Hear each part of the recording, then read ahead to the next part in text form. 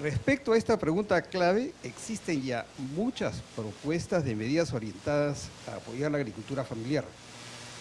Muchas de ellas son muy razonables. Algunas provienen del medio más académico, por ejemplo, los esfuerzos del Consorcio de Investigaciones Sociales y Económicas, el CIES, para que sus asociados planteen propuestas a los representantes de los partidos políticos con la esperanza, con frecuencia frustrada, de que sean tomados en cuenta en sus planes de gobierno. Están también las propuestas ofrecidas por entidades internacionales, intergubernamentales y de la sociedad civil, en la convicción de que la agricultura familiar es fundamental para la seguridad alimentaria global, para una agricultura sostenible y para derrotar la pobreza rural. Asimismo, están las planteadas por las propias organizaciones de productores en sus plataformas de lucha y en las raras oportunidades que tienen de negociar con los gobiernos de turno. Debemos agregar, claro está, las que vienen del propio Estado, como la Estrategia Nacional de la Agricultura Familiar 2015 a 2021 y la respectiva Ley 30.355 de Promoción y Desarrollo de la Agricultura Familiar del año 2015. Y cómo no, la propuesta de segunda reforma agraria del actual gobierno, que no es en sí novedosa, pues recoge medidas ya planteadas por las entidades mencionadas. Varias de las propuestas recorren también el documento que se está presentando hoy día. No hay, pues, escasez de propuestas, de modo que me siento un poco corto de presentar aquí una que sea mía. Ahora bien, la gran pregunta es ¿por qué no se aplican estas propuestas? La primera pregunta que hay que responderse entonces, ¿por qué no se aplican? O si se hacen, ¿por qué no hay continuidad? ¿Por qué están desarticuladas? ¿Por qué no reciben los recursos suficientes?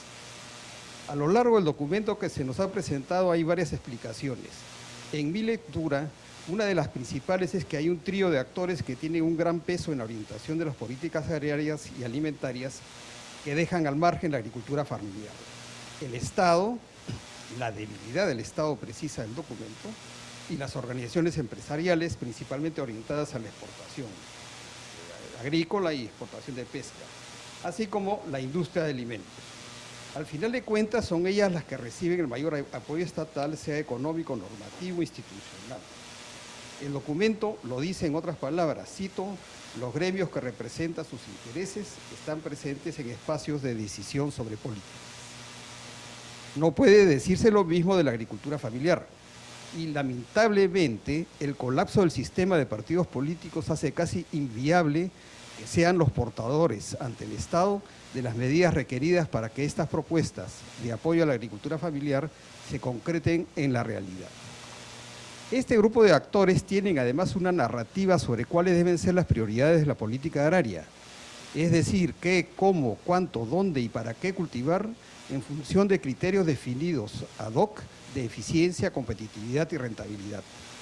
Se presentan como los portadores de la modernidad deseable y como tales están investidos de un prestigio que los legitima, como son el valor de la exportación creciente año en año, liderazgo en varios cultivos, capacidad de adaptación a las demandas del mercado externo, transformación de paisajes desérticos en tierras feraces.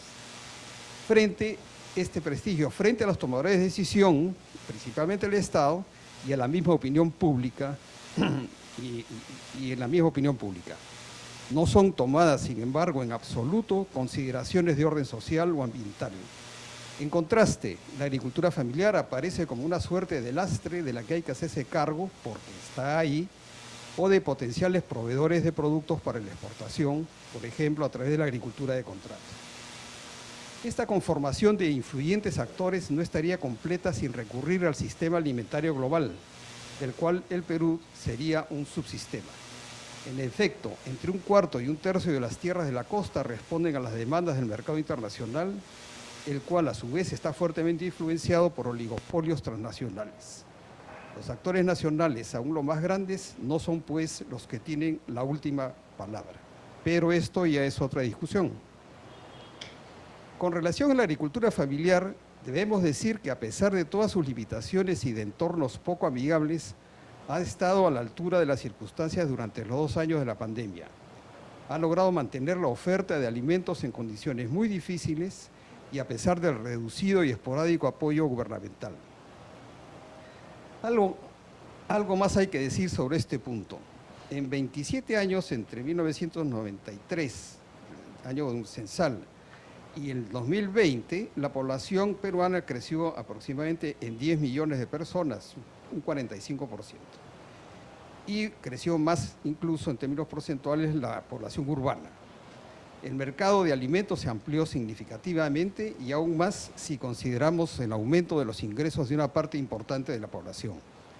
Si bien hubo un incremento de las importaciones de alimentos, que está documentada en el informe, mayor fue la participación de la agricultura familiar, que ha sabido responder a una demanda en crecimiento a pesar de la escasa atención de las políticas públicas. Cabe concluir que la agricultura familiar tiene potencialidades no aprovechadas y que se actualizan cuando se crean las oportunidades. Este es un terreno para lo que llamaremos condiciones o entornos habilitantes o favorecedores, es decir, aquellos que permiten la actualización de las potencialidades. Un ejemplo interesante de lo dicho es el estudio realizado por Richard Webb y publicado en su libro Conexión y Despegue Rural, publicado en el año 2013.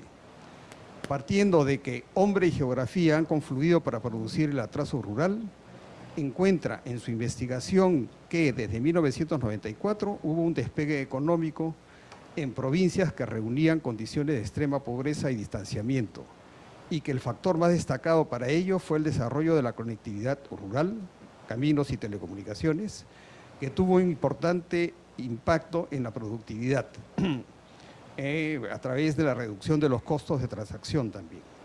Si bien era previsible que los caminos, estoy citando ahora a Richard Webb, si bien era previsible que los caminos iban a reducir los costos de comercialización e incentivar una mayor producción, más difícil era prever los efectos de la radical expansión de las capacidades humanas identificadas por Amartya Sen como el requisito central del desarrollo. Hasta ahí la cita.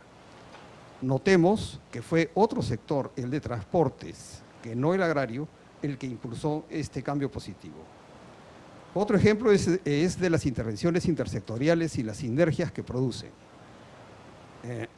María Isabel Remín nos ilustra en un trabajo realizado con Ricardo Ford y Paredes hace el año 2015, que en base a la información de la Encuesta Nacional de Hogares, existe una alta correspondencia entre los ingresos de la población rural y la disponibilidad de combinaciones de infraestructuras y servicios, como agua, con acceso a electricidad, coberturas de celular, etc. Una de sus conclusiones es que una política de desarrollo rural, incluso orientada a fortalecer la capacidad nacional de producir alimentos, no puede ser una política sectorial. Estas dos ilustraciones de exitosas intervenciones del Estado matizan mi escepticismo sobre el papel que el Estado realmente existente puede desempeñar en el desarrollo rural y nos señala un camino posible, el de la creación de condiciones habilitantes que faciliten o permitan al agricultor familiar el aprovechamiento de sus potencialidades en una perspectiva territorial e intersectorial.